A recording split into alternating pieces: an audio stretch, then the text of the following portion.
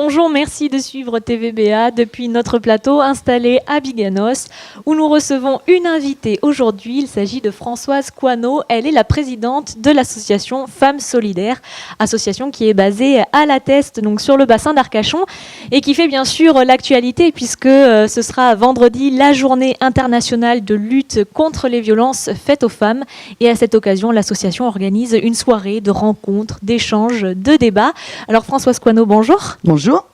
Alors vous vous investissez au quotidien, bien sûr, pour les droits des femmes, en particulier ce vendredi à l'occasion de la journée internationale. Oui, c'est une date qu'on ne laisse jamais passer. Et alors, avant d'aborder bien sûr le programme de cette soirée, on va peut-être recontextualiser avec des données qui sont nationales, on en a moins sur le bassin, mais qui sont assez effrayantes. Oui, mais écoutez, on sait aujourd'hui, 122 femmes meurent chaque année en France sous les coups et par la violence de leur conjoint ou de leur compagnon. Voilà, ça fait que... Une femme tous les 3 jours. Une femme tous les 3 jours, voilà. Donc après, ce qu'on constate aussi, c'est que malheureusement, après de grandes campagnes d'information, de sensibilisation, la présence d'associations de défense et d'accompagnement, cette statistique est désespérément stable. Ça ne bouge pas.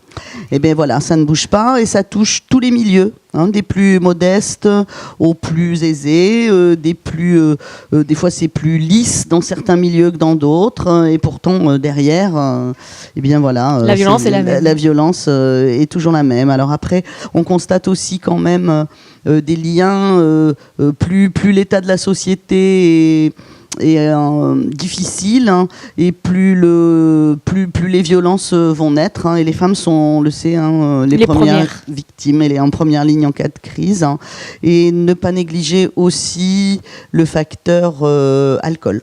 Voilà, c'est-à-dire que c'est souvent l'alcool qui désinhibe et qui fait d'un homme à double facette, qu'il dévoile parfois la facette la plus sombre de lui-même quand il a... Alors bien sûr, on l'a compris, le contexte économique, le contexte social qui peut jouer, même si ça touche tous les milieux. Mais est-ce que ça veut dire que finalement, malgré les campagnes de sensibilisation, les femmes n'en parlent toujours pas? Ou est-ce que c'est qu'il y a eu un problème d'éducation? Mais je pense qu'il y a tout ce que vous venez d'évoquer, c'est-à-dire qu'il y a toujours ce sentiment de culpabilité que ressentent les femmes lorsqu'elles sont victimes de violences, lorsqu'elles sont battues ou discriminées. Elles se disent toujours « Oh là là, mais qu'est-ce que j'ai pas fait comme il faut pour avoir droit à ça ?» Donc cette culpabilité fait qu'elles ont du mal à témoigner parce qu'elles ont toujours la sensation qu'elles n'ont pas fait ce qu'il fallait pour éviter. Et elles pensent qu'elles se sont mises dans ce type de situation. Que c'est leur faute. Voilà, grosso modo, que c'est leur faute. Simplement. Alors justement, pour en parler, pour continuer toujours à sensibiliser à ce sujet, vous vous engagez donc dans la journée internationale de lutte contre les violences faites aux femmes et vous organisez une soirée, donc ce sera vendredi 25 novembre au Zigzag à La Teste. Quel va être le programme de cette soirée ?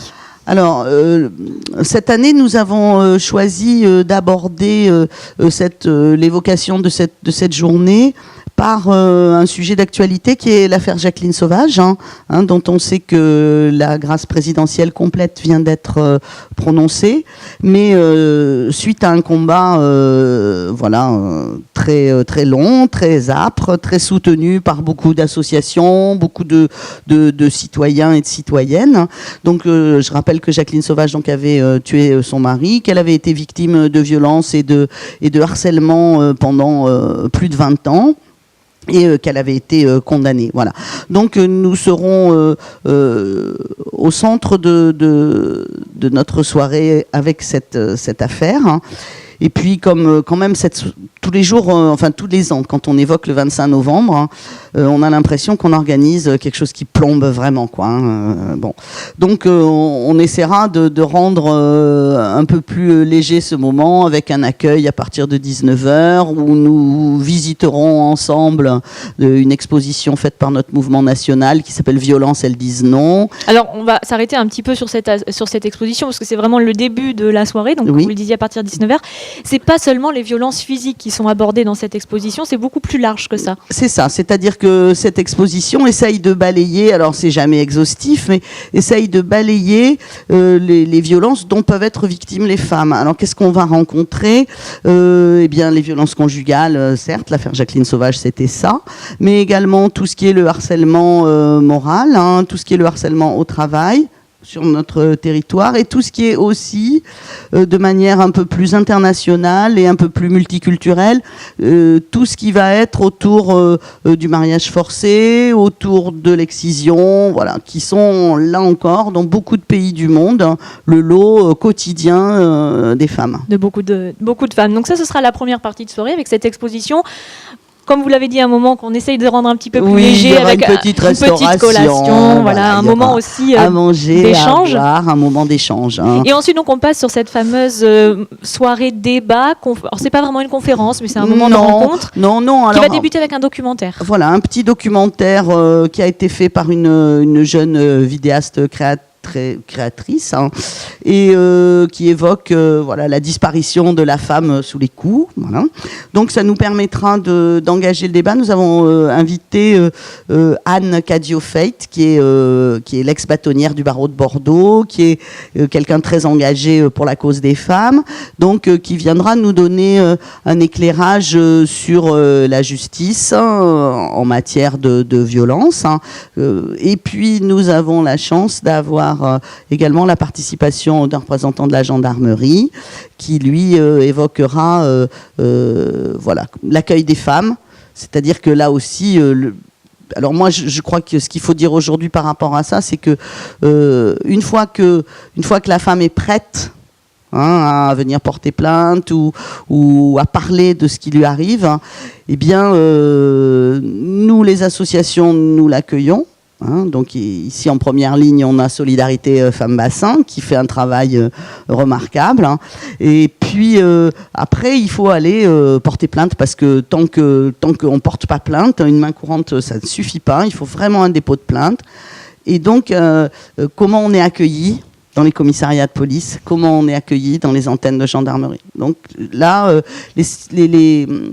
les services publics ont pris la mesure de ça. Il y a des référents qui sont désignés aujourd'hui dans les commissariats, dans les gendarmeries, pour que l'accueil des femmes soit le plus doux possible, voilà, par rapport aux violences qu'elles viennent de subir. Très bien, donc vous voyez, hein, c'est le programme donc, qui est proposé pour ce vendredi 25 novembre. On vous invite bien sûr à y participer, les plus nombreux possibles, femmes comme les hommes, bien sûr. Bien sûr. Tout le monde est concerné. On évoque très rapidement, parce qu'on se concentre là sur les violences faites aux femmes. Vous avez une vocation qui est quand même plus large que ça. Vous militez pour les droits des femmes en général. C'est la vocation de l'association. Oui, alors Femmes Solidaires, c'est une association qui a été créée après la Deuxième Guerre mondiale, hein, par le mouvement des femmes issues de la résistance. Hein. Voilà, donc c'est important de le rappeler, parce que quand les femmes s'organisent, elles peuvent avoir un pouvoir voilà, important sur leur vie. Et donc après la guerre de la Deuxième Guerre mondiale, les femmes n'ont pas voulu qu'il leur arrive ce qui était déjà arrivé après la guerre de 14-18, c'est-à-dire qu'en 18, les hommes sont revenus un peu amochés, même très amochés. La France avait beaucoup souffert, elles avaient fait tourner le pays et on les a renvoyés à la maison. Hein, en leur disant, bon c'est bon, maintenant les hommes sont revenus, reprenez votre place. Hein. Voilà. Et donc en 1945, l'Union des femmes françaises, s'appelait comme ça à l'époque, hein, a décidé que ça ne serait pas comme ça. Voilà. Donc elles se sont organisées pour ouvrir des crèches, pour mener des actions de solidarité qui leur permettaient d'aller travailler, parce que c'est bien par le travail et l'insertion sociale que les femmes peuvent sortir voilà, d'une condition, je dirais pas d'esclave, mais enfin bon, d'une condition où on les cantonnerait dans des rôles qu'elles n'auraient pas forcément envie de vivre. Très bien. Eh bien, écoutez, merci en tout cas d'être venu sur notre plateau pour nous parler, bien sûr, de vos actions et puis plus spécifiquement de cette soirée du vendredi 25 novembre. On vous rappelle, c'est rendez-vous à partir de 19h au Zigzag. Voilà. Merci à vous. À la test. Merci beaucoup. À bientôt. À bientôt.